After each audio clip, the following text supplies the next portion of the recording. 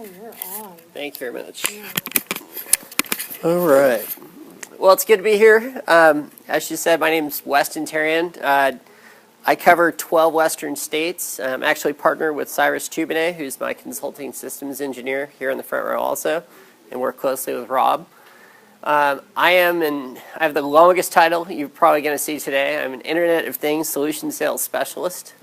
But what that means is I'm kind of helping Cisco lead its efforts in the IoT space. A little bit about my background. I've been consulting in the public sector and primarily education for the last 20 years. I started my career off in Xerox Business Services. Then I moved to Apple, where I was for a long time. And just a couple years ago, took the new challenge of coming over to Cisco. And it's been an awesome place to be. IoT is obviously a place of great change. And I know this because all of you, unwittingly, I'm sure, are supporters of IoT. So how do I know this?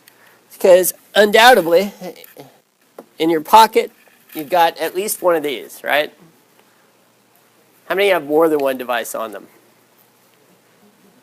On them. More than 3 devices on them. Just 3? That's pretty good. 3 too? So we just live in a connected world, and I know we're all in the IT world, so maybe we're a little more centric about that. But the reality is that is where the marketplace is growing. We're connecting more and more things on a daily basis. We actually hit the inflection point of more connected devices than people in 2009, and actually Cisco sees this actually growing to 50 billion connected devices by 2020. So if you think about that, that seems kind of ridiculous, but then I think about my family of 4. So my wife, I've got twin 10-year-olds also, and just our house, we've got 23 connected devices in a little tiny 2-bedroom, 2-bath house. But 23 things, and we're looking at another 4 or 5. It's just becoming pervasive in our society. Anybody top the number of 23 things connected at their house? You might have to think about it for a sec. Cyrus, you don't count. He's got his watering system connected. He can turn his sprinklers on right now. I can open my garage door right now. Open your garage door. Power, shades. Yep. We got counters here. Camera. Well, I've got 3 kids, all with smartphones, Xbox, Netflix, whatever. Smart TVs, Xbox, lights, you name it. Thank you, sir. All right. Now I can walk and talk.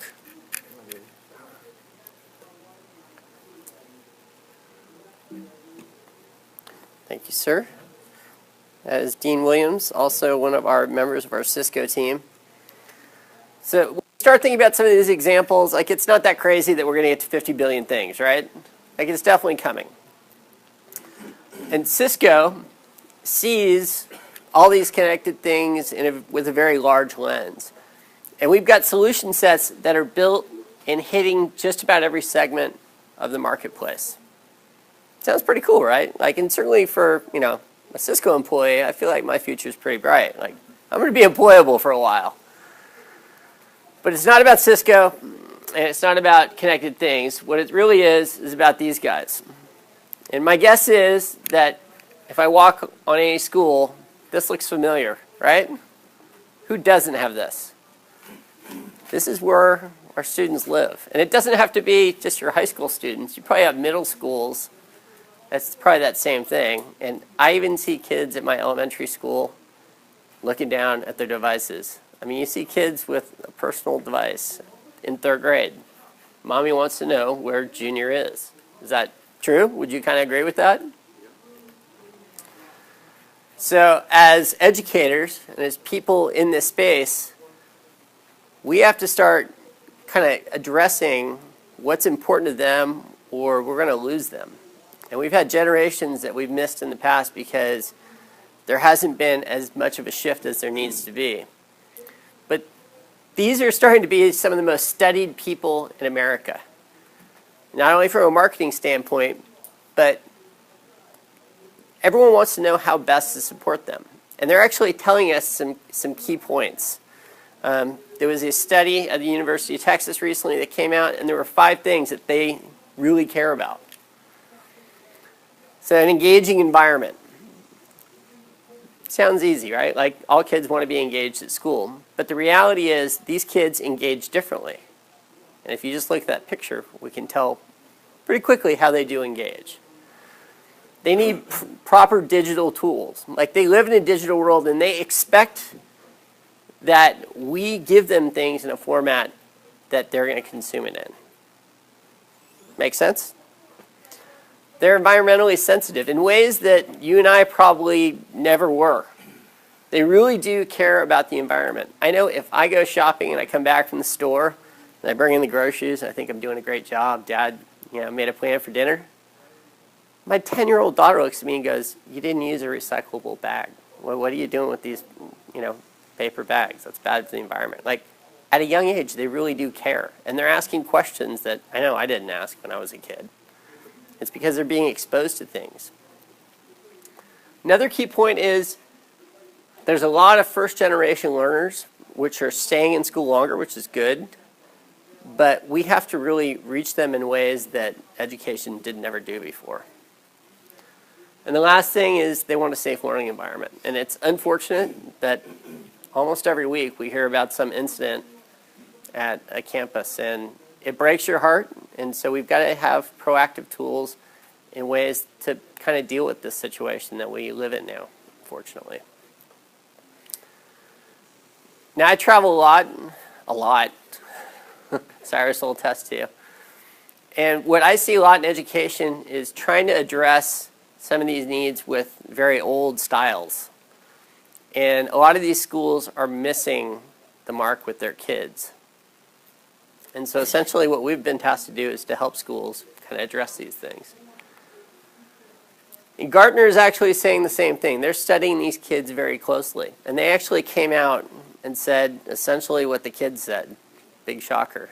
That these are areas that we really have to focus. These are things we have to do in education, or we're going to miss the mark with this generation. So let's take a look at a couple of these things and talk a little bit about how Cisco is starting to address it. Environmentally sensitivity. How many of your school districts actually have environmental programs going on that are public facing that you're aware of? None? That you're aware of. Wow. Some questions? Okay. We have one high school that does this stuff with air power, solar power. Yep. So I'm from Southern California. So if I'm a little shocked by all the greenness, you got to forgive me, but there's a lot of trees here. The air is nice and clean. I'll even take the haze. It's nice. It's beautiful up here. In Southern California, there's an enormous push right now with this. There's a number of schools which are actually trying to get to Goal Zero, where their solar programs are really big, and they're actually drawing kids in for these reasons. Now, it is Southern California. We don't have rain ever. Like I was kind of hoping it was going to rain because I haven't seen it in a while. But, this push for environmental sensitivity is huge. A couple of the ways that Cisco is really kind of getting into it. There's one product that we have. It's called Cisco Energy Management. What it does, and we actually acquired a company called Julex a couple years ago. And it basically goes out onto your network and finds essentially anything that's connected and starts to give you a dashboard on its use. So think about that. And we have districts now which are thinking about connecting things like, water coolers to the internet to start to manage it from a digital sense. But it will find anything. It's agnostic. It's agentless. It deploys in less than an hour. And it starts to give you real-time information into what's going on in your network. It actually provides savings. Now this school district, they've decided not to put their name out there publicly, but we do have a couple. But they've got 13,000 kids, and it basically went out and discovered all the devices, and they actually just did a basic cost analysis on tracking a couple things, and they were able to save, $42,000 in a matter of hours. And that's without creating any rules around how things are used. And they actually started publishing that and letting the kids know, hey, we're starting to get into this area. Do you have any ideas on other things that we could address? And the students started to respond by saying, hey, we don't need this on, 24 hours a day. We only need this on 10 hours a day. And so they included the kids in kind of some of the decision making to alter the conversation. It's just another way to draw in the kids. So another thing that Cisco is really getting involved with is outdoor lighting. I don't know, any of your districts or any of you involved with any projects with LED lights out in your parking lots or on campuses? No? Do you own any of your street lights on your campuses that you know of? Very different up here. In California, there's a lot of schools that do own them. And they're starting to use them as kind of like a base of operations outdoor. They're extending their wireless coverage. They're using them for safety and security. But they're making the switch just to LED outside because you basically save, 2/3 of your cost in energy just by switching that outdoor light to an LED. And they're platforms for environmental sensors. If you want to know what particles are out in the air, there are ways to measure that. It's basically this platform that's, before it was just this dumb light pole that's now actually giving you and providing lots of value.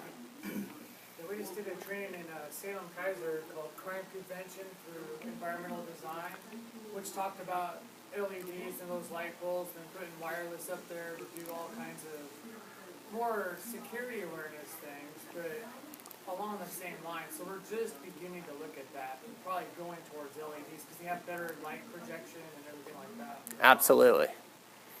And I mean, so the cost just for one pole outside is about $345 in electrical costs. If you move to a smart connected outdoor LED, it's about $115. So it's a dramatic cost savings. Cities are looking at this also. If you think of like a city like Los Angeles, it's 99,000 outdoor lights. It's a tremendous cost savings. So another area that we're getting into, and you can almost feel these lights flickering. If you look at the wall, you can tell it is. But Cisco is getting involved with indoor lighting also. And much like that outdoor light is a platform, the indoor lighting is that same kind of platform. So we're starting to build out Wi-Fi, particle sensors, speakers. And an interesting thing about this is, any of you have schools that are being retrofitted, redone, building new schools? The cost to actually do LED, not only in the electrical cost, but the cost to run it is a lot cheaper because you're not running conduit. You're just running, Cat 5, Cat 6. It's PoE. It's a whole different paradigm of thinking. And it really does change the game because you're empowering your ceiling as opposed to just powering your ceiling. So it's a great thing to really consider. And the additional benefit is it actually helps students perform better. There have been studies out there that nice, consistent, natural light that can be adjusted with the outdoor natural light that's coming in helps students actually focus better. I know ever since I came in this room, I can't help that light's driving me nuts. So imagine if you're a student and you're in a class, is that distracting? Yeah, it kind of is. So I didn't do that on purpose. I just got it as a benefit. So let's talk about what else these guys really care about. The engaging learning environment. Proper digital tools and first generation support. Things in many ways are kind of interconnected, but there's certain things that we're doing in the marketplace to kind of address them and pull them together. This is a product called EMSP. It stands for Enterprise Mobility Services Platform. And what it is it's more than just kind of a landing page. Like when your students in your schools, and they jump on your Wi-Fi. Do you have anybody school not have open Wi-Fi for student use? One? Couple? What kind of experience do they have? Like, do they have a landing page that the school is built out, or are you just kind of on Wi-Fi? Anybody have a landing page? 1, 2. Okay. Is it built to engage your students, or is it just kind of give them a little direction? A little direction?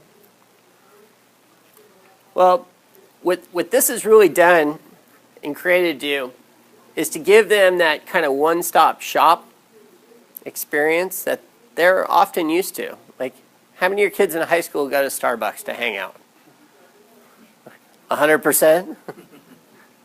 So what's Starbucks look like when you land on their page? Like, it's brilliant, it's colorful, it engages you. If there's anything you want to know about Starbucks, you can find it right there. Shouldn't we be doing that same thing with our students? Maybe offer greater services? Because that's what they absolutely expect. I've got a quick video. This is a college example. You'll have to forgive me. I don't create all Cisco marketing material. But I think you'll kind of see about what's possible if we engage our kids. College students today turn to a constant flow of information at their fingertips. Social media, instant messaging, videos, online research, shopping, and wayfinding. They use mobile devices to become more organized and efficient. As an incoming freshman, Alex is one of many thousands of students and staff who expect a seamless campus Wi-Fi experience with consistent high performance. Through Cisco CMX, or Cisco Connected Mobile Experiences APIs, native applications can be developed by CMX ecosystem partners, your preferred vendor, or by using the Cisco Enterprise Mobility Services Platform, EMSP. Cisco CMX and Cisco EMSP connect to the university's learning management system and engage students like Alex and faculty with context-aware data, such as presence, location, and user profile information, all on their mobile devices. Alex securely joins the campus Wi-Fi network. Cisco Identity Services Engine, or Cisco ICE, supports secure onboarding by providing the 802.1x requirement, a radius authentication service, and an authorization service to manage access by user role. Alex opens the university's native app and connects to her humanities course to watch a lecture on demand and take an exam. Cisco High Definition Experience, Cisco HDX, enables these rich media experiences in high client density environments. Cisco CMX location-based services show Alex the best route to the library. As she gets closer, Cisco EMSP integrates with enterprise systems and sends a context-aware push notification, letting her know that a book she requested is now available. With the award-winning Cisco Hyperlocation solution, accurate to within 1 meter, Alex can easily navigate her way to the library reference area. Cisco CMX Analytics and location-based services help Alex find the nearest active printers. Since Cisco EMSP integrates with university enterprise systems, Alex is allowed to use her printing credits to copy pages from a reference book. Alex now reserves a study room for a group project. She can see room availability because the university operations team optimizes space planning by using Cisco CMX Analytics. Alex meets classmates in person and also signs into Cisco Spark to collaborate and share files with remote classmates in real time. During the group study session, Alex receives a fire drill notification. Cisco CMX Analytics pushes this notification only to those devices of students and staff who are on campus. Cisco CMX location-based services guide Alex to the nearest emergency exit. Cisco Mobility Solutions unlock new possibilities in education to improve learning and provide better student experiences.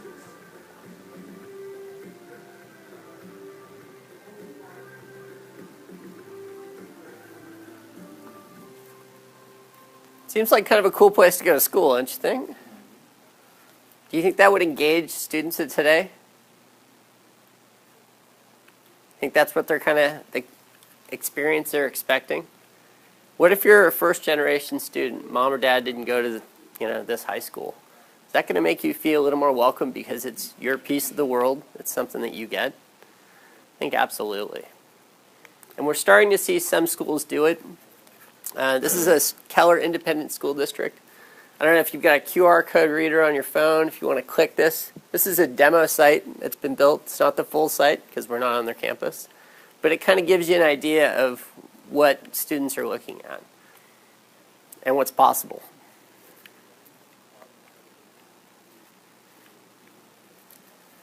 Give you a sec to scan it and take a peek.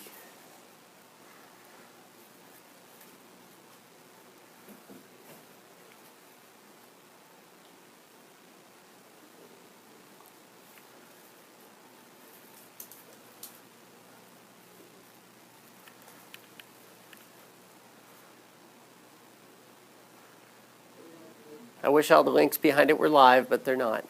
It gives you an idea.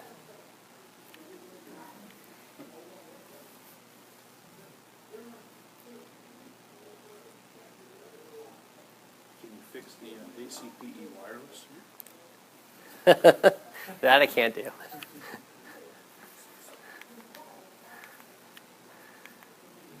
So let's take another little aspect, and I know I hate talking about all the events in the news. Unfortunately, I don't have to. They happen too often. But a big part of what Cyrus and I do is we help districts create safer learning environments.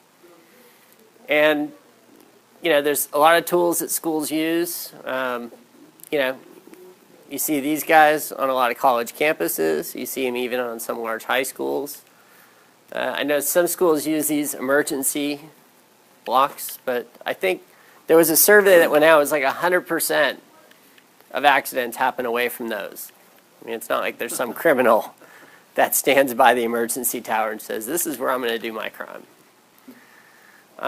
So we're starting to have, you know, newer creative ways to kind of address student safety.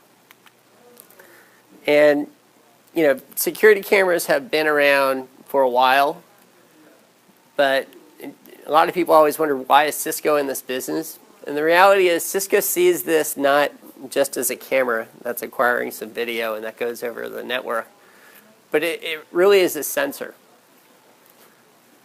And our solutions are doing things that just a few years ago, you know, they were thought we could do it, but we're pulling it into the mainstream.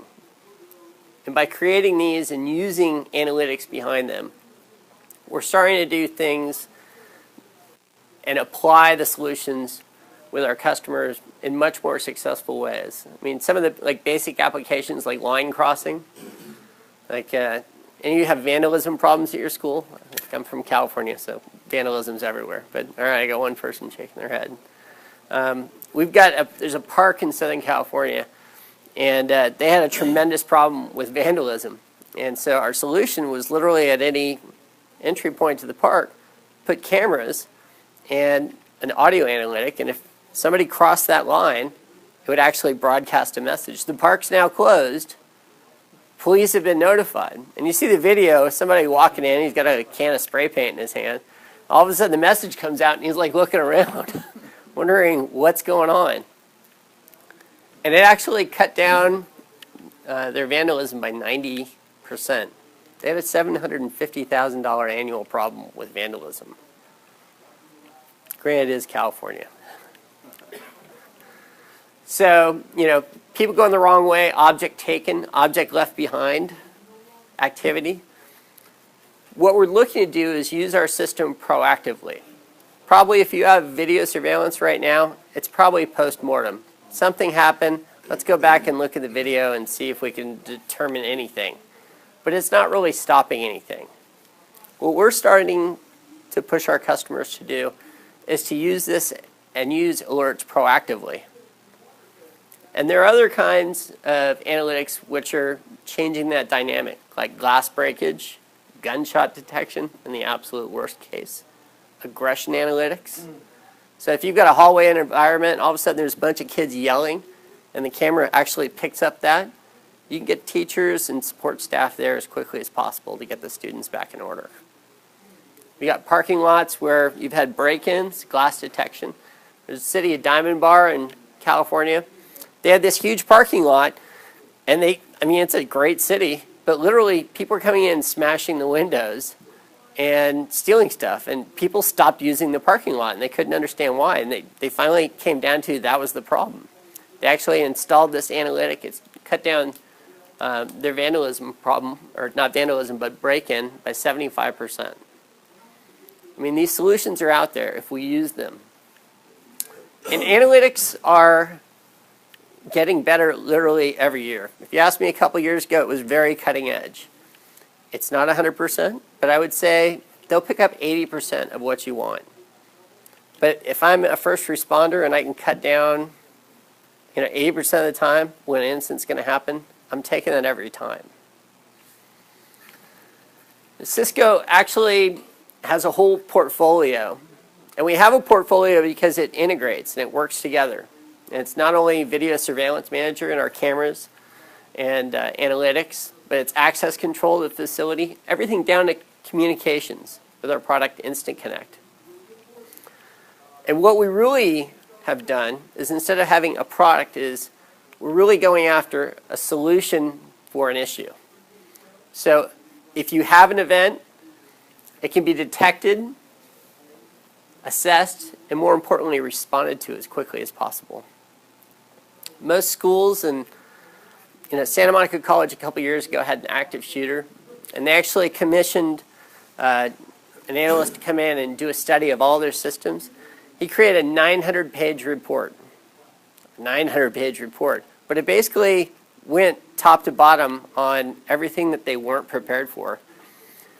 And the thing is, schools have to be prepared now. It's just, if something happens, if any kind of event, the community expects our schools to be ready for it. And this is kind of an example of how some of these technologies can work together. You've got a student, in this case, once again, it's a university example. She feels threatened. She can call the police, or she can actually go onto her app. And that landing page that we talked about before is the lower left hand to help. Just touch help on the app. It can actually engage our connected analytics with the hyperlocation to 1 meter. It identifies exactly where the student is, can turn on cameras to find the person, can notify police, shoot live video out to mobile devices so that this incident can be cut down. Because it's that response time that's essential. And that's what every incident found. Santa Monica College, their big problem was they didn't even know that they had something going on for 20 minutes. And 20 minutes in, a lot had happened, unfortunately.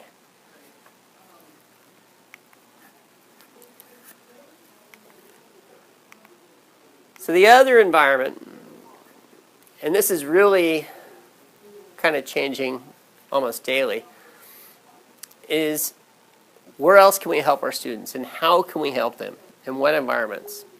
And one environment that a lot of schools are trying to bridge is actually the digital divide. Any of your districts have problems with kids that kind of the haves and the have-nots?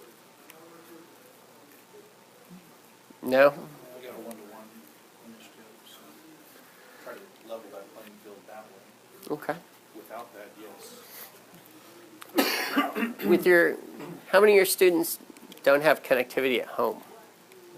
Many, but we have solutions for assignments and stuff to be downloaded before they get home. Okay. Make them available offline. So, yeah, we're always going to have a gap somewhere. Yeah. But in terms of while they're at school, the playing field is level.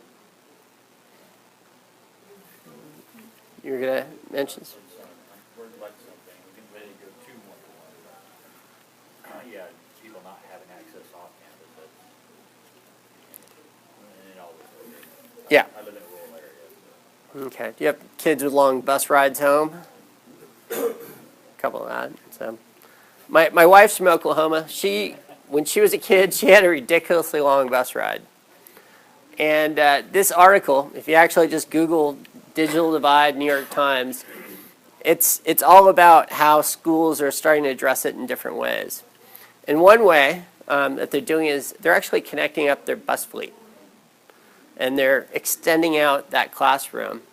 My wife jokes, she goes, I had a lot of friends, but there were kids that didn't. And let me tell you, for them, the bus ride wasn't always that fun.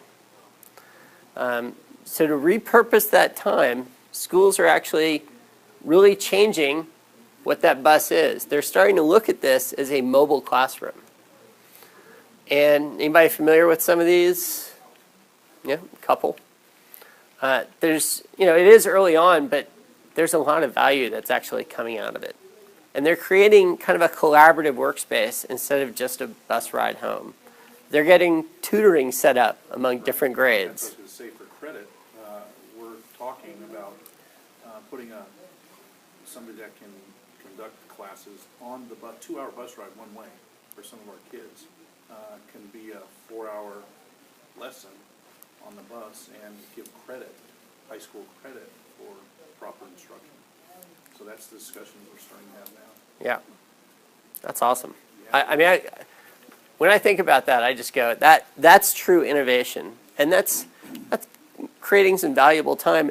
And if I'm also one of those kids that I don't have connectivity, and that's the only time I can actually get my homework done with a connection, like that's impactful. That's actually going to mean something to me.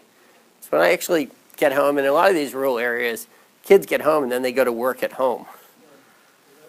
I mean, so it really is changing the game.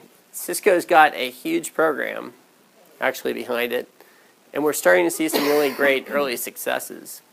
A lot of the components that we're getting into is not only that internet connectivity, but we're actually putting in cameras on buses so that, if they did have a bullying problem, like it's a way to address it. And also analytics. How many of your districts own your own buses? Or is it mostly leased up here? I honestly don't know. Mostly own? Leased?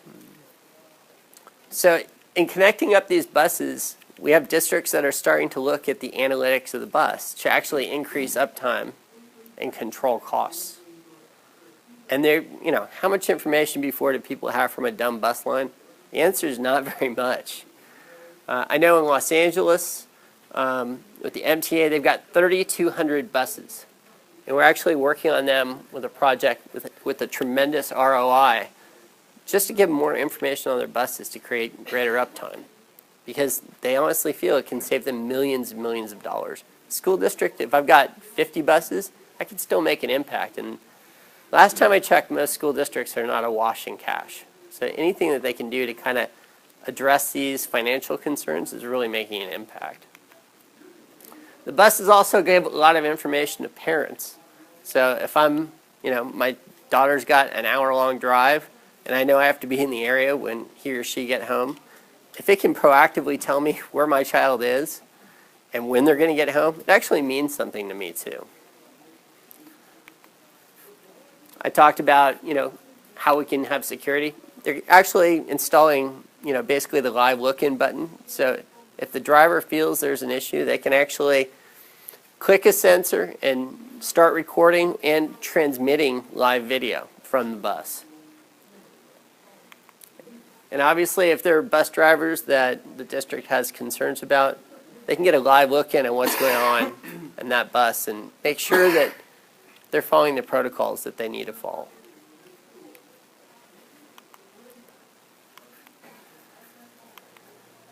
Oops. This is kind of an example of a vehicle health report, but it really gives you a deep dive into what's possible when we start connecting up the unconnected. And one example that Cisco has is down in Huntsville, independent school district in Texas. They've got kids with bus rides in excess of an hour and a half, and they're transforming them. There have been a couple articles written about this already. If you Google this as well, there's been a lot of success. Rob can talk about an example here locally. I don't know if you want to bring it up. Which one? The buses up here. Oh, yeah, actually, yeah. Tom from Springfield, they're investing in, basically intelligent buses, so, yeah. So I covered a lot. Hopefully it was impactful. It means something for you, stuff you hadn't heard before. Yep. It's really amazing what Cisco's gotten into. Back in the day, it was routers and switches. What is routers and switches too is just a different place. Yeah, it's not even like it used to be. No, it's and the nice thing, for us as a company is, I think it was always great to kind of make a difference, centrally. But now that we're starting to get out to the edge and make an absolute difference, to kids in the classroom, that's why I came to the company. Is I really saw us moving into making an impact in student lives. I loved my time at Apple; it was awesome. But I saw this amazing innovation going on at Cisco, and I know we're really only going to continue it. Yeah. So I will be here all day today and tonight, and happy to answer any questions, or if you want to talk about anything individually, happy to always come back and support the local team. But thanks for coming in. I appreciate your time, and please enjoy ACPE. Yes? Oh. Tickets, yes. So one of the things that Tom actually was going to talk about, I have to send a search party out tomorrow, is, so they had a bond pass, and so they've got money for phones, for security, for alarms, and he's realizing these are all, these are all siloed systems today. So we're talking with him about that proverbial one-wire approach, so you have a platform of your sensors and everything that hopefully help you with forward last one, but you just can't manage it all separately anymore.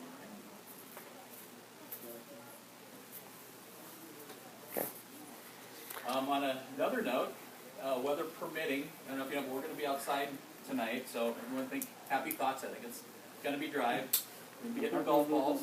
Weather permitting, Cyrus is going to have his demo gear set up, so you can see a lot of this stuff in action. And there'll also be some pretty good prizes. We want you to at least come on, hit your golf ball, enter your name in for prizes. We've got some great stuff, including a couple $250 Visa gift cards that we'll be giving away on Friday, so that'll be worth your. They're weatherproof cameras, so Yeah, that's right. You were great. saying that earlier. So. And I'll throw a tarp on the rest of it. Yep. Oh, and then our after party, like always, we'll be in our Bramer suite, so you'll see it and hear it. But please come by after the things start winding down. We're going to crank it back up and have some. The margarita machine is just about ready to get going. I think we're going to have sparks flying off of it this year. So. Awesome. Well, thank you all very much. I appreciate the questions and the time. Oh, did you do the tickets? I'm here to hand them out. There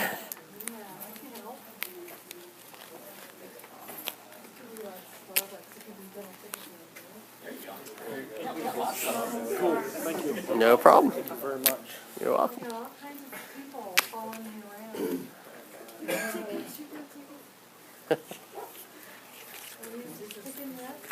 Yep. Thank you. Both of them, or you keep half and half? I think they drop in one and the other one's the Oh, record. they drop in. I thought they were going to be instant winners. No problem. So what is the cost to retrofit one of those buses like that? Because we, like I said, we lease our buses to push them into that realm. It's actually not that expensive, and it really depends on what solutions you want to bring into play.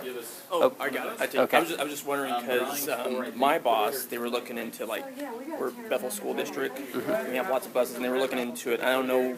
I don't think it was Cisco, but the cost for a number of buses was like $100,000 a year. So they just kind of for Yeah, Wi-Fi. depending on what your objectives are. Yeah. The cost is not that much. I've actually had a school district in New Mexico. They were getting, for example, a video system on the bus for free. It was included with the bus. And they said, well, this is no good. I'm going to have to pull this drive out every night and figure out how to archive it. It doesn't have a mechanism for, centrally keeping that video. Everything you paid for it. Right? And, so they said, we want to see your solution where it records on the camera and it pulls in. Wi-Fi pulls it off automatically, offloads it into the security system. And then whatever other objectives are, right? Some are focusing strictly on connectivity, right, as a first step. Forget about security, right? So there's a lot of different objectives. Some want to do more of the bus monitoring, right? Bus monitoring and maintenance is the one that, in my mind, is table stakes from the point of view of who wants a bus full of kids broken down in the middle of the route. Yep. You wanna know that as it's coming in the night before, that it needs to be pulled for maintenance, do the maintenance, and have active We active figured out buses we had to tear them down the rolling. middle because they match. So you So get I've got the into ones they're drawing what's over there. what's the So what's we the baseline totally you're looking messed for. up, You know, so. I'm fine, thank You you. fine? So those don't work. And then I thought they- They're both sides. I thought they adding on. dropped one half in, the other was the I record. don't know. We have a- This way, they're guaranteed that they don't have to Yeah. drop You it. just throw them all in there and hopefully one of We them. have a Just- whole brand new ticket system. It's like, really? And then you start by and throw this one in. You and start hope building to on win. top And of 10 that, chips all the will other get you a ticket, capabilities which that you you could could spend do. at the store, and it's like a whole new economy. I mean, the So I do base- have, baseline you know, savings examples is of the in router, obviously I how have do the I camera keep the bus systems, on I have the Yeah. communication stuff and things like that that I can show. Well, going back to the monitoring thing, we just had I work in the school district, my kids go to the different one, my wife teaches there. They had their robotic team go to the world championship in St. Louis. Right. Very cool. 2 hours down the road, bus breaks down. It takes 2 hours to get a bus there, so that would be, you know, and the school leases the bus, so they don't have an option, but. Right. so- Yeah, I had, you know, one school district that wanted to, slightly different problem, they wanted to have radio connectivity and awareness, be able to communicate with a driver, but they wanted to bring it through the Cisco IP phone, right? So I talked about a solution for them, and I said, well,